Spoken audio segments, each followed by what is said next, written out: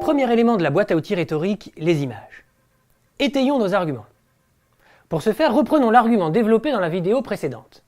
Cette famille vit dans la misère et je veux la faire reloger.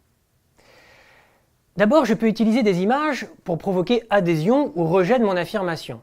Ces images sont soit des preuves, soit des analogies. D'abord, les preuves de la misère. Cette famille vit dans la misère. Rendez-vous compte, ils mangent des galettes de terre. Autre exemple. Cette famille vit dans la misère. Rendez-vous compte, ils ne peuvent même pas s'acheter une voiture.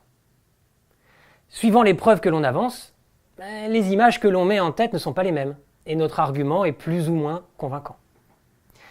Ajoutons-y maintenant l'analogie. Cette famille vit dans la misère, ils mangent des galettes de terre. C'est l'Éthiopie en plein Paris. Et une fois que j'ai dit ça, je peux développer le champ lexical des familles africaines directement dans notre quotidien urbain. L'effet de contraste peut être choquant, et donc intéressant. Autre analogie. Cette famille vit dans la misère. Ils mangent des galettes de terre. Mais on est à Paris ici. Alors la misère est encore plus pénible, nous dirait Aznavour. Vous comprenez, il n'y a pas le soleil ici. Je pourrais développer le champ lexical des chansons d'Aznavour, à condition que le jury connaisse, mais qui évoque plus la misère de l'artiste, moins de la famille. Donc c'est pas tout à fait la même chose. Toutes les analogies ne se valent pas. Vous l'avez vu, il faut être concret. Parler de choses que le cerveau peut formaliser.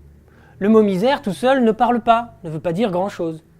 Ajoutez-y du concret et selon les images que l'on va mettre dans l'esprit de ceux qui nous écoutent, l'argument sera plus ou moins bien défendu, plus ou moins convaincant.